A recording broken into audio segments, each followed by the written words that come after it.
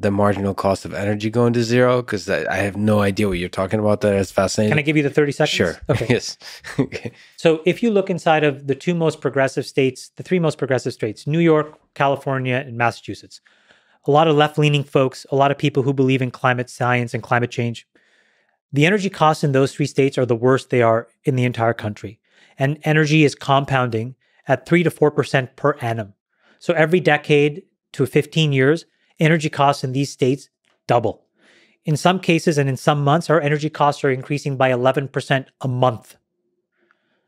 But the ability to actually generate energy is now effectively zero.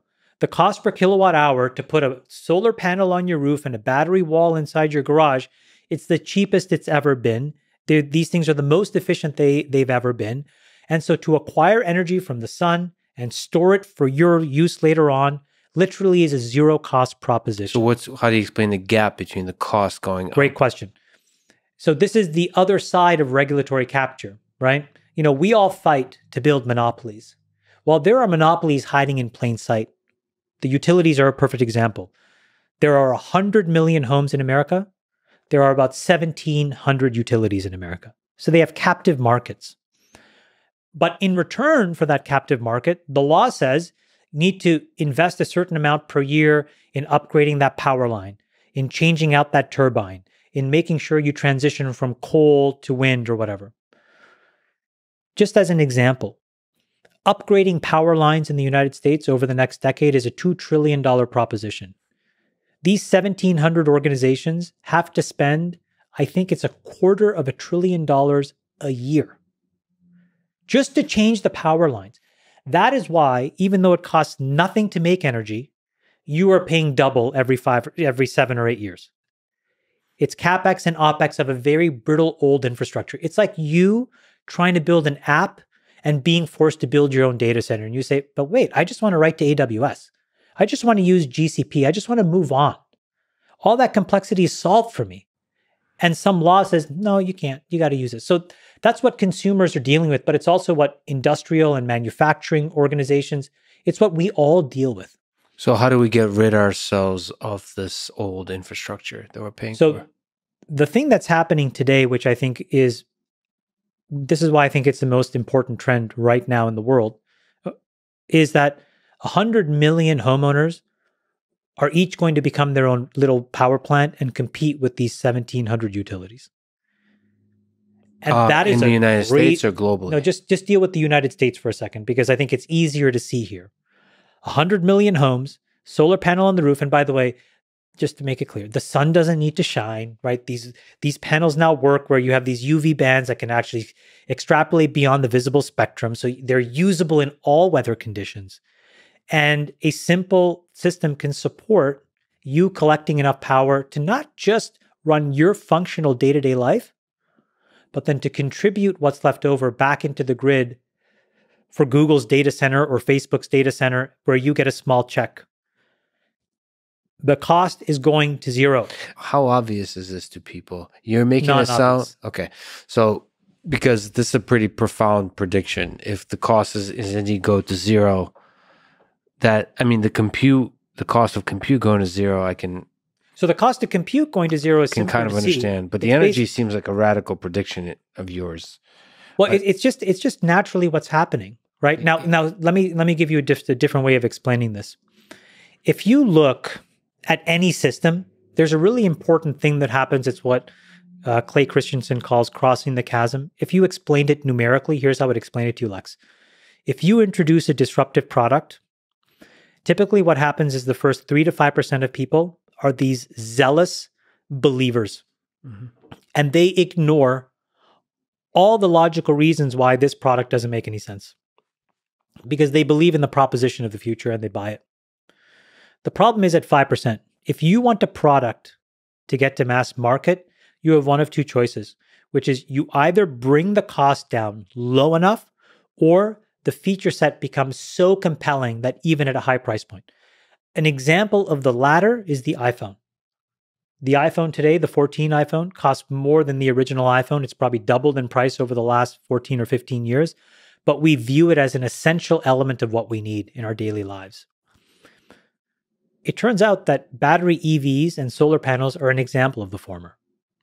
Because people like President Biden, with all of these subsidies, have now introduced so much money for people to just do this, where it is a money-making proposition for 100 million homes.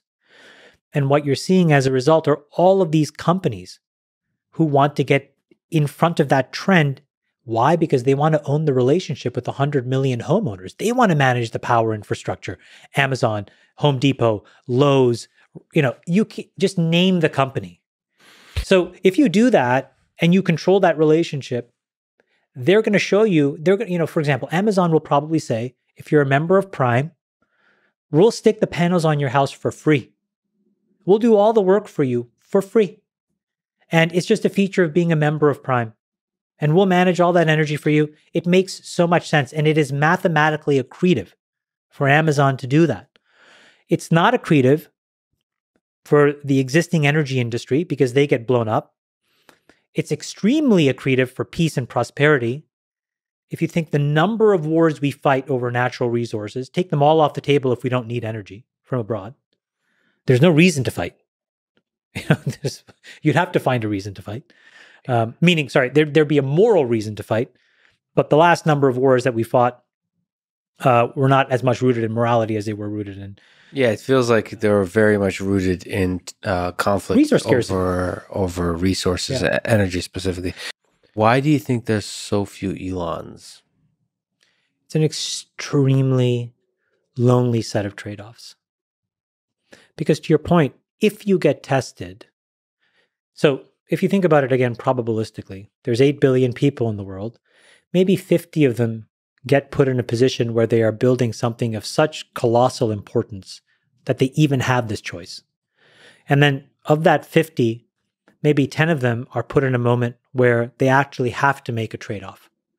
You're not going to be able to see your family. I'm making this up. You're not going to be able to see your family. You're not, you're going to have to basically move into your factory. You're going to have to sleep on the floor. But here's the outcome: energy independence and, resource abundance and peace, a massive peace dividend.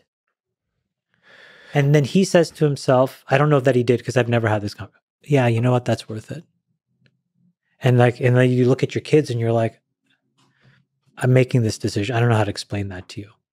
Yeah. You want to be in that position? There's no amount of money where I would want to be in that position. So that takes an enormous fortitude and a moral compass that he has. And that's what I think people need to appreciate about that guy. It's also on the first number you said, it's confusing that there's 50 people or 10 people that are put in the position to have that level of impact.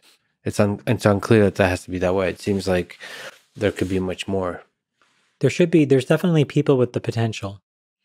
But think about his journey.